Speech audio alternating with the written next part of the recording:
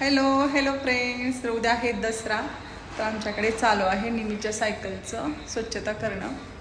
पूर्ण स्वच्छ कर व्यवस्थित कर ना. काय झालं हे बघ, इथं किती घाण आहे.